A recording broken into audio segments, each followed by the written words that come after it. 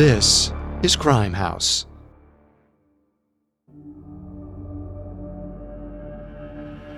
The most important factor in any missing persons investigation is time. When someone disappears, the first 72 hours are crucial to ensure their safe return. Every ticking second counts. But as the days go on and those 72 hours expire, another clock sets in. The one that marks the fading of evidence, clues, and memories of what happened. A countdown that urges us to act faster. Otherwise, we may not find any answers at all.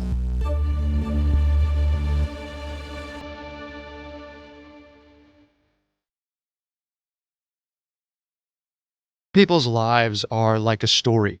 There's a beginning, a middle, and an end. But you don't always know which part you're on. Sometimes the final chapter arrives far too soon, and we don't always get to know the real ending. I'm Carter Roy, and this is Murder True Crime Stories, a Crime House original. Every Tuesday, I'll explore the story of a notorious murder or murders. I'll be bringing awareness to stories that need to be heard with a focus on those who were impacted. At Crime House, we want to express our gratitude to you, our community, for making this possible. Please support us by rating, reviewing, and following Murder True Crime Stories wherever you get your podcasts. Your feedback truly matters. This is the first of 2 episodes on the murder of Alexandra Wycherick, a 23-year-old Canadian nurse whose death altered the city of Saskatoon forever. Today, I'll be taking you through Alexandra's life, the mysterious circumstances surrounding her disappearance, and how her murder investigation sadly turned into a tragic cold case. Next week's part 2 will cover the winding investigation and its many frustrating dead ends, as well as her family's determination to find answers, no matter how long it takes. All that and more coming up.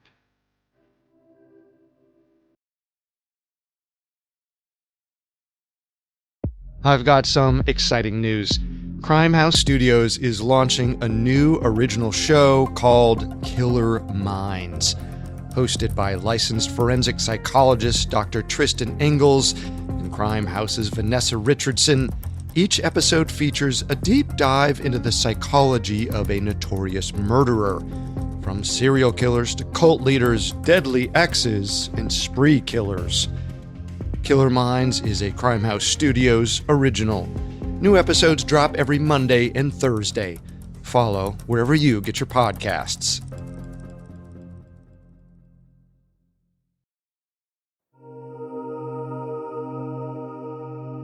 Drive north from Montana, head across the Canadian border, continue on for some 260 miles, and you'll land in Saskatoon. The city is in the Canadian province of Saskatchewan, and in 1961, its population was roughly 113,000. It was a relatively isolated community surrounded by wheat fields, the type of place where a young girl might grow up happy enough, but dream of one day moving to the big city. That was the case for Alexandra Wycherick. Born in 1939, she was the youngest of 10 children. She had 6 older brothers and 3 older sisters. Her parents raised them all in a traditional Ukrainian household. Alexandra's parents encouraged her to reach for the stars, which was all the encouragement she needed. Even as a young girl, Alexandra had big plans for her future.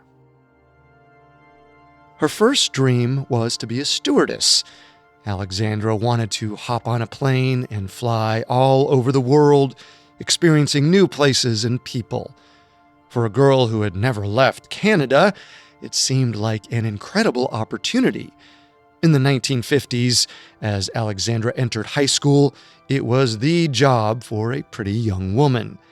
And in that regard, Alexandra certainly fit the bill. She was a beautiful young lady with a round face and an Elizabeth Taylor Italian cut hairstyle. In pictures, she always looked put together, perfectly done eyebrows, just a little bit of blush, and a subdued red lip. Friends and family adored her. They described her as pretty, vivacious, and outgoing. Her sisters would often come home to find her dancing around the house. Alexandra was the type of girl who was full of life, and she wanted to share that joy with others. She would have made a great flight attendant. Unfortunately, the job had height requirements. Even today, most airlines require flight attendants to be at least 5'2" so they can reach the overhead compartments. But Alexandra stopped growing sometime around high school, topping out just an inch below the required height. But Alexandra was determined. There were plenty of other occupations that could make use of her good nature and good looks. At first, she thought acting might fit the bill, so she joined the drama club. But ultimately, acting was a passing interest, and she set her sights on a career that she felt was more fulfilling: nursing. In 1959, at about 20 years old, Alexandra moved about 200 miles away from home to begin a training program at the Yorkton Union Hospital School of Nursing. But even as Alexandra shifted gears to nursing, she wasn't ready to give up on her other passions. When she wasn't studying, she pursued extracurricular activities like beauty contests. They allowed her to show off her charming personality and introduced her to new experiences and new people, the very things she'd lost out on by not becoming a flight attendant. In 1960, a year into her schooling, Alexandra entered a contest at the Canet Skating Carnival in Yorkton. By that point, she'd already won several beauty contests, so it came as no surprise when she was voted Queen of the Carnival. Later that year, she went on to compete in the province-wide Saskatchewan Wheat Queen contest. She represented the city of Yorkton and competed against 25 other young women. Beyond the title of Wheat Queen, the contest had a big prize. The winner would receive an all-expense-paid trip to Florida, courtesy of Trans-Canada Airlines. It must have sounded like a dream for Alexandra.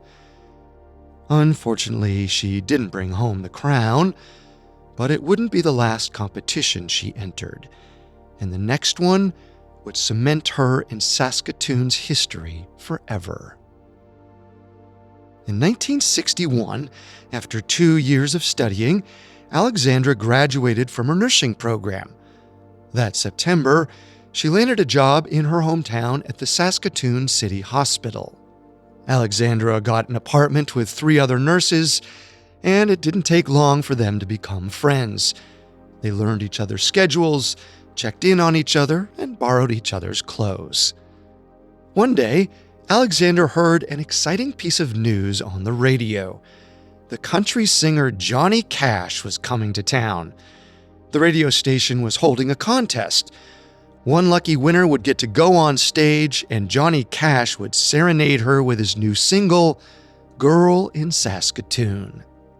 Alexandra entered the contest right away. It was a no-brainer. She'd won plenty of these types of competitions before, and if anyone was going to stand on stage and represent her city as the girl in Saskatoon, why shouldn't it be her?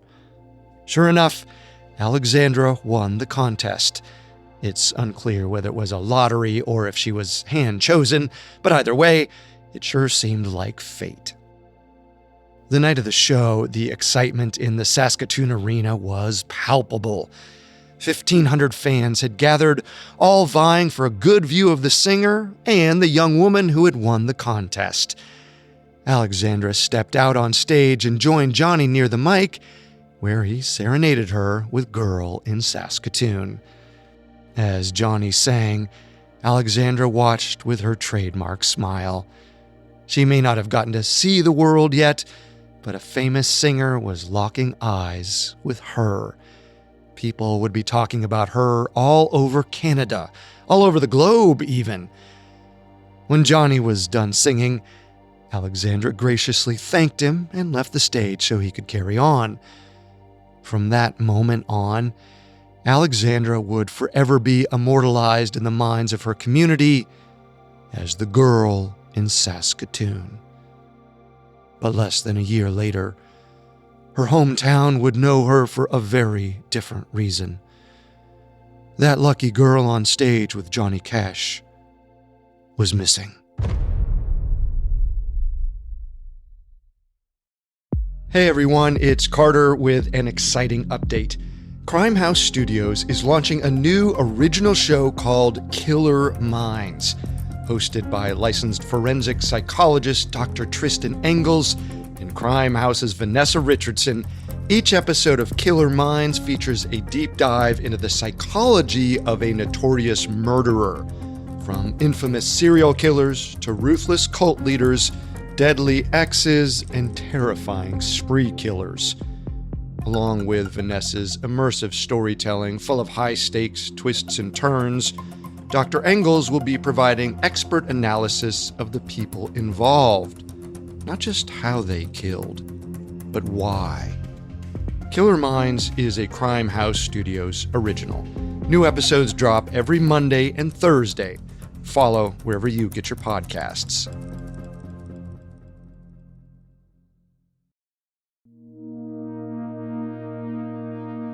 After the Johnny Cash concert in 1961, 22-year-old Alexandra Wycherick's life went back to business as usual. She and her 3 roommates continued to work at the city hospital in Saskatoon. Alexandra was punctual, responsible, and reliable. She never missed her shifts and was always on time. One big change was Alexandra's new boyfriend, Hugh. On the evening of May 18, 1962, he went over to Alexandra's apartment. He knew she had a night shift coming up and wanted to see her before she had to head out. Unfortunately, when Hugh arrived, she was already gone. Her roommates told him that she'd left early to take a walk and mail a letter. Hugh shrugged it off. He was sad to have missed Alexandra, especially since he was leaving town in the morning to spend the weekend with friends.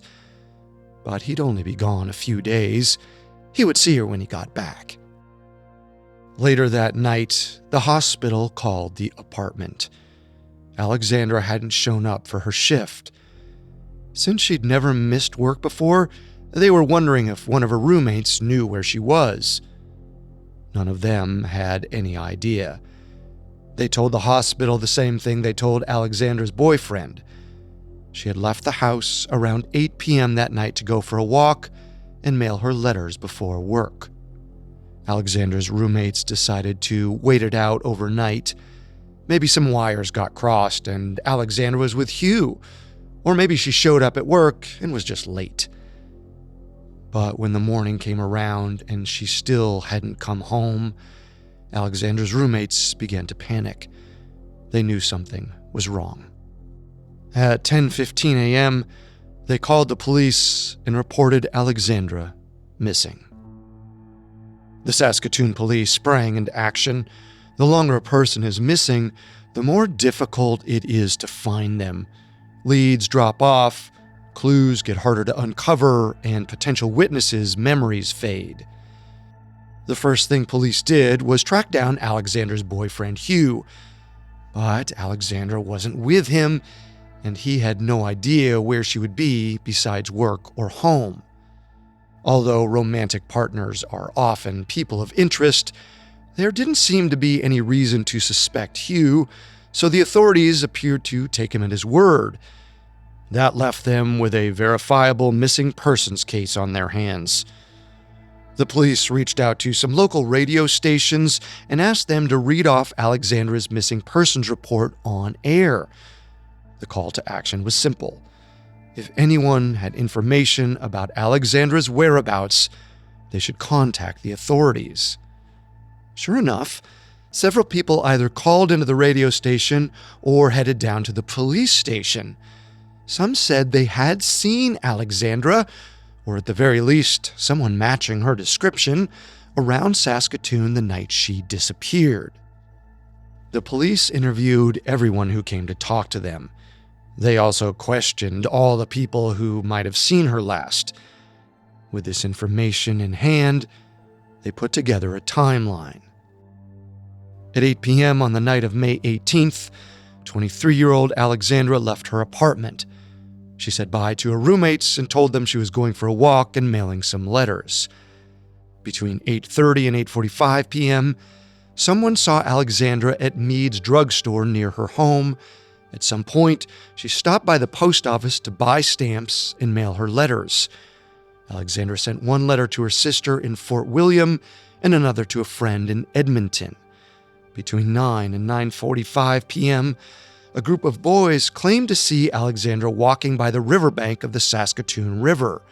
However, that sighting was unconfirmed. Alexandra's shift was scheduled to start at 11:30 that night, but she never showed up. Unfortunately, the timeline didn't amount to much. There was a big window between the unconfirmed sighting of Alexandra at the riverbanks and her not showing up to work, and detectives had no idea what happened in between. The search for Alexandra intensified over the next few days. Police Chief Jim Kettle sent search and rescue out onto the river, scouting all the way up to Clarkborough Ferry, about 26 miles north of Saskatoon. At the same time, officers with their canine dogs checked the riverbanks. Meanwhile, authorities circulated posters of Alexandra with her picture and a description. They sent them to police departments all over Canada, stretching as far away as Quebec City, about a 35-hour drive from Saskatoon. While all that was going on, there was still an intense search happening within the city of Saskatoon itself. On May 23rd, 4 days after the investigation kicked off, an officer and his canine partner were on the banks of the river. As they scouted the terrain, the dog perked up. It seemed like it had smelled something. The officer encouraged the dog to follow its nose. This might be the big break they needed. They searched all the surrounding areas, anticipation growing, but they seemed to be going in circles, and eventually, the dog lost the scent. It was frustrating, but authorities knew they had to keep at it. The search continued. On the evening of May 31st, 12 days after Alexandra went missing, two young brothers were playing on the riverbank while their dad fished. They decided to explore the nearby woods, about 100 feet from the water's edge, and that's when they found a hand poking out from the ground. The second the boys saw it, they went running back to their dad, and he called the police. When detectives arrived, they uncovered a horrific scene. According to a local newspaper article, the hand belonged to a dead female who had been buried in a shallow grave. Her clothes were ripped, and she was nude from the waist down. Her face had been beaten and decomposed beyond recognition. There was only one missing girl in Saskatoon at the time. The body had to be Alexandra Wycherick.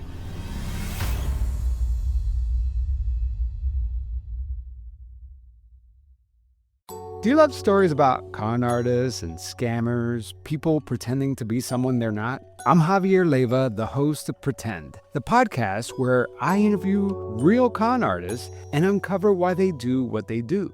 Like the family who claimed that they were being stalked, only to find out that the messages were coming from their own house. Yeah, they were the stalkers. It's ridiculous. When I get death threats about him wanting to go and blow my husband's head off, and then I get accused of having a split personality and maybe you're doing it and you don't realize it. That's ridiculous. Or the true crime author accused of harassing the very same victims that she was writing about. I am being honest with you. I am not fetish master. I don't know what to say, but I am being completely honest with you. I don't know what's going on. These are real people with real stories. If you love podcasts with a good twist, subscribe to Pretend wherever you're listening to right now. Pretend, stories about real people pretending to be someone else.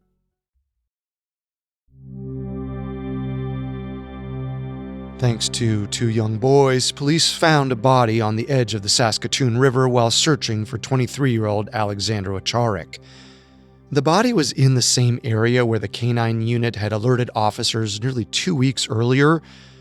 The location also lined up perfectly with the unconfirmed sightings of Alexandra the night she disappeared. The authorities were pretty sure they had found Alexandra, but they couldn't understand why it took so long. The prevailing theory was that her body had been fully buried during their initial search. With the recent rain, the dirt had shifted to expose the body. Now they had to get an identification.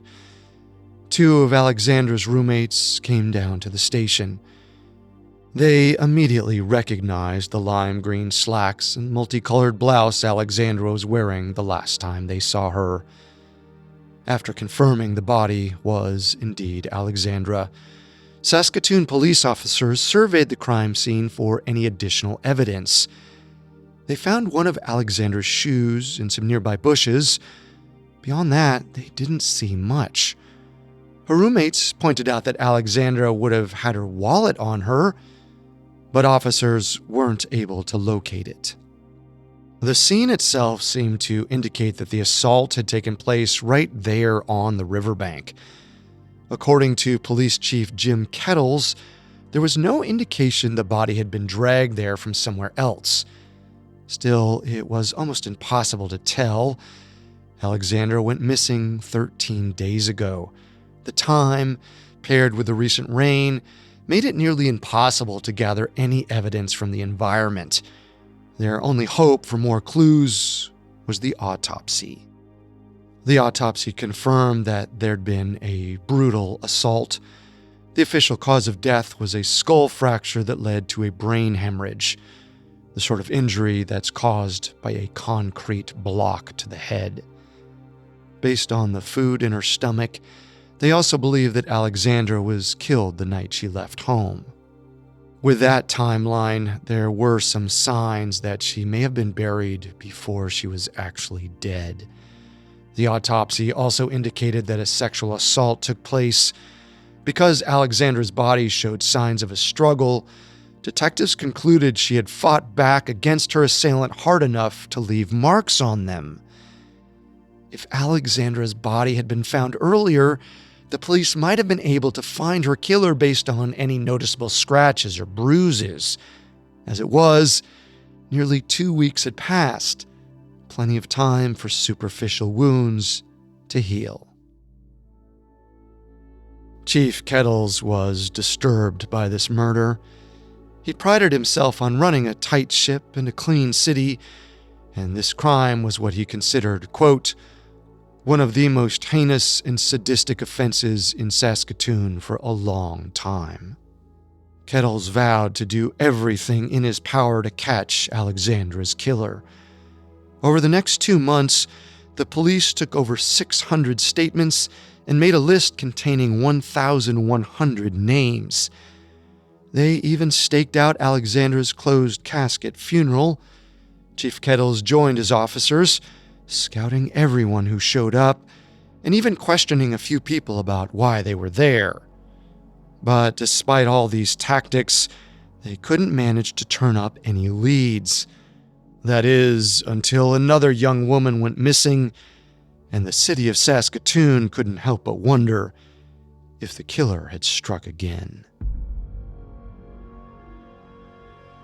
In June 1962, in the middle of the investigation into Alexandra's murder, 17-year-old Georgina Harrison went missing.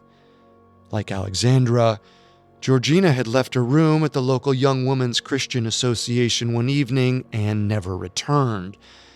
Nor did she show up at the beauty school she attended. For the community, news of another missing girl sent off alarm bells. Could they be dealing with a serial killer? Despite Saskatoon residents' worst fears, the authorities weren't as worried. Georgina had left home several times before, and they figured this was much of the same. The police never linked Georgina's disappearance with Alexandra's murder. For them, they were two separate cases. While the police were able to rule out certain theories about what happened to Alexandra, they never seemed to land on any serious leads. At least not any that they shared with the public. They made no arrests, and eventually, Alexandra's case went cold. Although the investigation sputtered out, Alexandra was never forgotten. Johnny Cash was performing on stage when someone told him about Alexandra's murder. Reportedly, he stopped playing and had 2 minutes of silence in honor of the girl in Saskatoon. He never played the song during a concert again. For a long time, that was how Alexandra was remembered. Saskatoon police continued to pursue any leads they got, but they were few and far between. That is, until 5 years later, when a suspect finally emerged. In 1967, a 23-year-old man named Jerry Clark was arrested after a bar fight. The man he assaulted was left with serious injuries, bad enough that he might not make it. When police questioned Jerry about the incident, he said, quote, "I'd done this before." According to Jerry, he meant he'd been in fights before. But given the circumstances, the police thought he might have just confessed to murder. And since Alexandra Wycherick was their only outstanding cold case, they questioned Jerry about her. It seemed like a stretch, but back in 1962, the year she died, 16-year-old Jerry was Alexandra's neighbor. He lived with his parents on 6th Avenue, while Alexandra lived on 7th. They shared a back alley, and Jerry's paper route went down her street. Jerry swore he didn't know Alexandra existed until the news of her disappearance. He had absolutely nothing to do with her death, and even offered to take a polygraph test to prove it. It was enough for most of the force to accept that he wasn't their guy. But there was one officer who was still suspicious. He couldn't do anything about it at the time, but he wasn't ready to let Jerry off the hook quite yet. That officer would hold on to this instinct for nearly 30 years until 1996, when he got assigned to the cold case squad. Jerry Clark was the first name he added to the suspect list, but he certainly wasn't the last.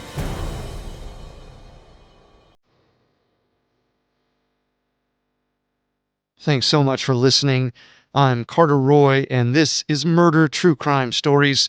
Come back next week for part 2 of our series on Alexandra Wycherick. Murder True Crime Stories is a Crime House original.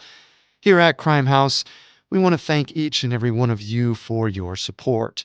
If you like what you heard today, reach out on social media at Murder True Crime Pod on Instagram, TikTok, Facebook, and YouTube. Don't forget to rate, review, and follow Murder True Crime Stories wherever you get your podcasts. Your feedback truly makes a difference. We'll be back next Tuesday. Murder True Crime Stories, a Crime House original powered by Pave Studios, is executive produced by Max Cutler. This episode of Murder True Crime Stories was sound designed by Ron Shapiro, written by Alex Burns, edited by Alex Benedon, fact-checked by Catherine Barner, and included production assistance from Kristen Acevedo and Sarah Carroll. Murder True Crime Stories is hosted by Carter Roy.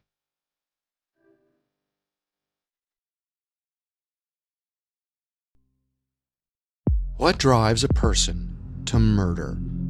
Find out from a licensed forensic psychologist on Killer Minds, a Crime House original podcast. New episodes drop every Monday and Thursday. Follow wherever you get your podcasts.